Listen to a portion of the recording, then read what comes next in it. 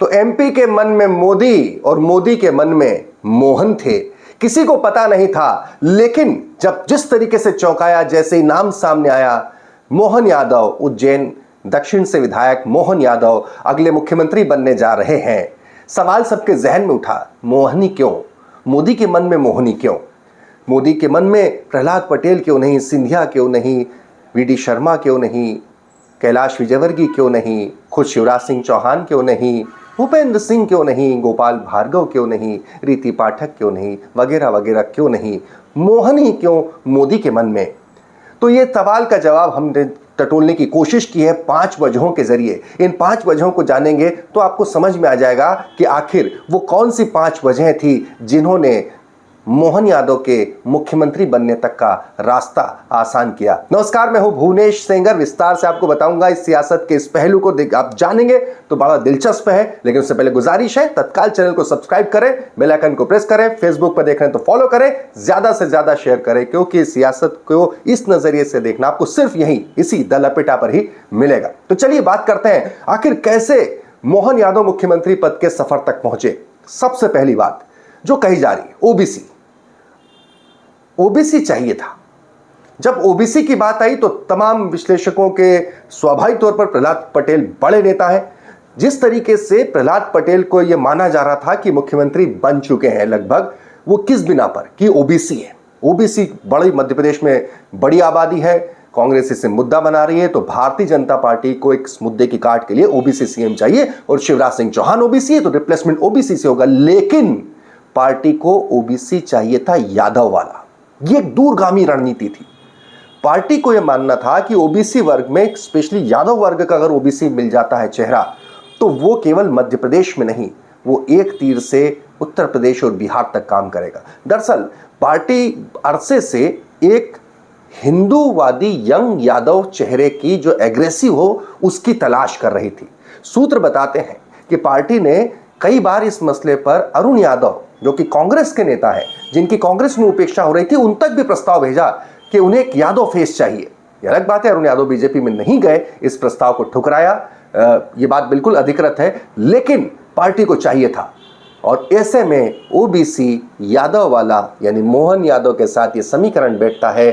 सबसे पहली बात, वो उन्हें दूसरे ओबीसी से अलग करता है जो कि मुख्यमंत्री पद की रेस में थे। तो नंबर 1 ओबीसी। नंबर 2 संघ। जी हां, संघ के साथ में उनका पूरा जो राजनीतिक करियर रहा, संघ की पृष्ठभूमि, अखिल भारतीय विद्यार्थी परिषद में पूरा करियर। 1982 में पहला विक्रम यूनिवर्सिटी से छात्र संघ का चुनाव लड़े थे, सचिव का जीते, और उसके बाद से लगातार काम करते रहे। मान के चलिए लगभग 84 से 84 से लेकर 92 तक वो एबीवीपी के अखिल भारतीय विद्यार्थी परिषद के नगर मंत्री से लेकर राष्ट्रीय कार्यकारिणी तक लगातार लगे रहे, काम करते रहे। संघ में खासतौर पर जो पूर्व सह कार्यवाहक सुरेश सोनी, उनके बड़े करीबी माने जाते हैं। संघ के नेताओं के जो हैं उनके करीबी, संघ के साथ लगातार जुड़े हुए। तो ये कहा जा रहा है कि संघ ने एक चयन करके ओबीसी नेता को, अगर संघ पे जिम्मेदारी थी, चूंकि ये कहा जा रहा था जो आएगा संघ से आएगा, तो संघ ने एक बड़ा सपोर्ट किया, जिसके चलते आज मोहन की मुख्यमंत्री बनने की राह आसान हुई। तीसरा, अब जो मैं आपको बताने जा रहा हूं ना, ये सब चीजें बहुत माइन्यूट फैक्टर्स होते हैं। क्यों आखिर इतने सब बड़े दिग्गज नेताओं में मोहन यादव ही क्यों? यह आपके सवाल आपके जहन में भी होगा। तो व्यक्ति के करियर को जरा देखा जाता है, मोहन यादव क्यों, प्रहलाद पटेल क्यों नहीं, बहुत सारे लोग क्यों नहीं। आप समझिए तेवर। बात है 2003 की। 2003 के विधानसभा चुनाव में मोहन यादव को बड़नगर से टिकट दिया जाता है। जो कि रहने वाले उज्जैन के हैं, बड़नगर सीट से टिकट दिया जाता है। वहां पे स्थानीय लोग विरोध करते हैं। विरोध करने के लिए बहुत बड़ी रैली निकाली जाती है साहब, बहुत बड़ी रैली निकलती है बड़नगर में मोहन यादव के टिकट के विरोध में। पार्टी घबरा जाती है, मोहन यादव का टिकट देकर फिर वापस ले लिया जाता है। आज के दौर में आपने देखा टिकट कटने पर किस तरीके से बागी होकर तमाम लोग मैदान में उतर गए, पार्टी को खरी खोटी सुनाने लगे या फिर सेबोटेज के इल्जाम लगे। मोहन यादव कुछ नहीं कहते हैं, चुपचाप टिकट वापस कर देते हैं। और उसके बाद 2003 से 2013 अगला टिकट 10 साल बाद आता है। 10 साल तक वो पार्टी में काम करते हैं, जो भी पद मिलता है उस पर काम करते हैं, लेकिन कोई शिकवा शिकायत नहीं। 10 साल बाद 2013 में उज्जैन दक्षिण से विधायक बनते हैं, 13 में जीतते हैं उसके बाद 18 में जीते हैं, तो उसके बाद मंत्री बने और ये तीसरी बार वो विधायक बने हैं। जब मुख्यमंत्री बनने जाएंगे ये भी देखिए, 8-8 बार के विधायक हैं, लेकिन मोहन यादव तीसरी बार के। तो ये सब चीजें पार्टी ने खास तौर पर वॉच करी कि उसमें धीरज धैर्य कितना है। चौथी बड़ी बात, ये भी बड़ी दिलचस्प है, 2004 में जब उमा भारती की सरकार होती है, उमा भारती के खास सिपह सालार, और ये भी कहा जाता है कि उमा भारती ने उन्हें उस वक्त में उज्जैन विकास प्राधिकरण का अध्यक्ष बनाया। माना जाता था कि उमा भारती के खास सिपह सालारों में वो भी शुमार थे, प्रहलाद पटेल तो थे ही, कैलाश विजयवर्गीय भी थे, लेकिन मोहन यादव उज्जैन में उमा भारती के खास तौर पर समर्थक माने जाते थे, कट्टर। लेकिन जब उमा भारती ने अलग होकर पार्टी बनाई, भारतीय जनशक्ति पार्टी बनाई, गठन किया, तब पूरा ये कयास लगाए जा रहे थे कि इतने खास हैं तो मोहन यादव उमा भारती के साथ बीजेपी छोड़कर जाएंगे। लेकिन मोहन यादव ने बीजेपी नहीं छोड़ी। ठीक उसी वक्त प्रहलाद पटेल बीजेपी छोड़कर उमा भारती के साथ चले गए।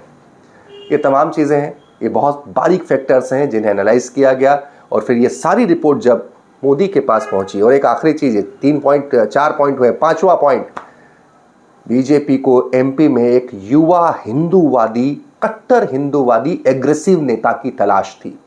ये जितने नाम थे, कैलाश विजयवर्गीय को छोड़ दिया जाए और नरोत्तम मिश्रा चूंकि चुनाव हार गए तो उनका विषय नहीं है, लेकिन एक यंग, अब यंग की जब आती है तो फिर कैलाश जी पिछड़ जाते हैं। यंग, हिंदूवादी, ओबीसी, युवा चेहरा, संघ का बैकग्राउंड, ऐसे में 5 जो हमने आपको कारण बताया, उसके चलते, 5 वजहों के चलते मोहन मोदी के मन में समा गए। और जब मोदी के मन की बात निकली विधायक दल की बैठक में, हर कोई हक्का बक्का था, क्योंकि अगले मुख्यमंत्री मोहन यादव बनने जा रहे थे।